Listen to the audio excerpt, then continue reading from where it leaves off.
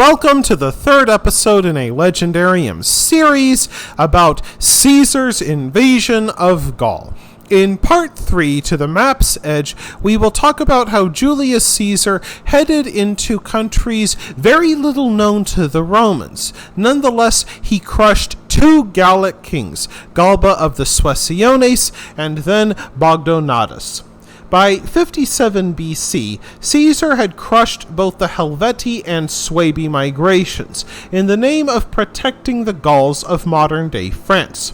Those Gauls now found themselves either vassals of the Roman Republic or living under direct occupation by the legions. Caesar now controlled a great wedge of east-central France, but he found himself challenged from the north by the Belga, a confederation of tribes in what is today northern France and the Low Countries. They included the Nervi, Bellovaci, Remi, and others. It would be an exaggeration to say that northern Gaul was completely unknown to the Romans. After all, Italian merchants and military officers had visited the Rhone River Valley, and some made it as far north as modern-day Lyon. However, the countries along the Atlantic Ocean and North Sea remained little-known places to the average Roman. As often happens, human imagination took the place of knowledge. The Romans imagined the north and west of Gaul to be inhabited by people with horses' hooves for feet, ears bigger than their heads, and eating nothing except oats and eggs. Indeed, most of the legionaries must have felt that they headed into an alien land. Hoping to present a united front against Caesar, these northern tribes formed a confederation under a King Galba of the Suessiones. By then, Caesar had raised enough money from his Gallic conquests to pay for 4 more legions, on top of the 4 that the Senate originally gave him, which brought his total to 8. This force included not only Roman legionaries, but Cretan archers and Balearic slingers. By sheer numbers, Caesar convinced the border tribe of the Remi to surrender immediately.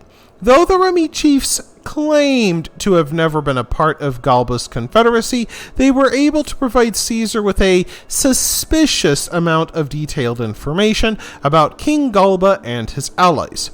Caesar convinced the Remi chieftain Devadicus to march through the west of Belgae lands, while he sought out King Galba in the east. Caesar crossed a bridge on the Oxana River. With a bridge at his back and a swamp at his front, he enjoyed a strong defensive position. He even left a rear guard to protect his supply line, and he waited for King Galba to make the next move.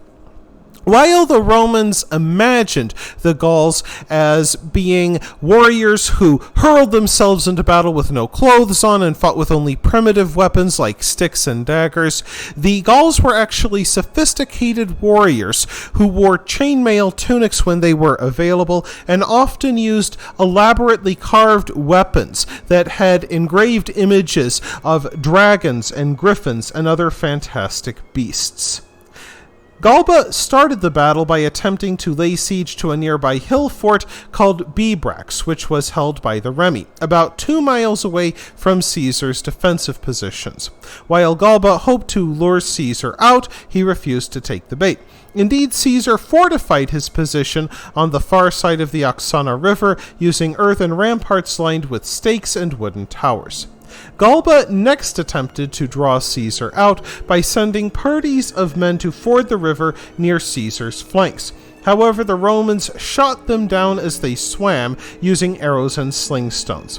When he realized that he could not draw Caesar out, Galba decided to withdraw. While he allowed his Belgae to return home, he extracted an oath from them, promising to assemble again if Caesar showed himself in Belgae lands once more. However, they still lost 10,000 men in battle, and the army abandoned the field. Indeed, once stories of Caesar's victory spread, many of the northern tribes accepted Roman rule, including Galba's own Suessiones. However, the Gallic tribes deeper in the interior, especially the Nervi, were not yet ready to admit defeat. The Nervi assembled a new army that included their western allies, the Atrebates and the Viromandui. About 50,000 defiant Celts assembled under the Nervi king Bodognatus. The two armies met at the Battle of Sabis. Bodognatus took a page from Caesar's playbook and chose his ground well. He fortified a hilltop so that Caesar would have to cross a river and climb a hill before he even reached him. On top of that, he built hedges intended to force the Romans to break formation.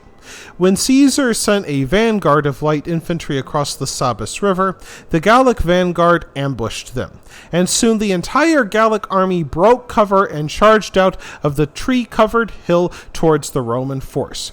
Beating a hasty retreat across the 3-foot-wide river, the Roman horsemen soon rejoined their comrades as the rest of Bodognatus' army came splashing across. Though taken by surprise, the Roman legionaries formed into their battle lines and presented a solid front to the enemy. However, the hedges helped to break up their formation, leaving gaps in their lines. Caesar went from one group to another, encouraging his men. In time, the Roman left pushed the Gauls back far enough that they could throw their barbed javelins. Once those stuck in Gallic shields, the Gauls had to throw them away. The Roman left charged the defenseless Gallic flank and pushed them back into their camp. While the center advanced as well, the Roman right almost collapsed as the Gauls very nearly completely surrounded them. Caesar himself picked up a shield and restored morale by joining the fighting himself. This kept up the Roman right's fighting spirit long enough for the other legions to see their plight, wheel around, and save them from annihilation. By the time that the winter of 57 BC set in, Caesar had taken control of most of eastern Gaul. After his victories over the Belgae, the Senate in Rome threw a thanksgiving of 15 days, an honor never before conferred upon any Roman. Yet the Senate may have been doing more than simply honoring Caesar. They had to flatter him. They knew full well that they could not control him any longer, and that he did not fight for Rome or the Senate, but himself. Indeed, Caesar was already over-reporting the number of people killed in the wars so that he could keep the proceeds of the sales of slaves for himself and his army.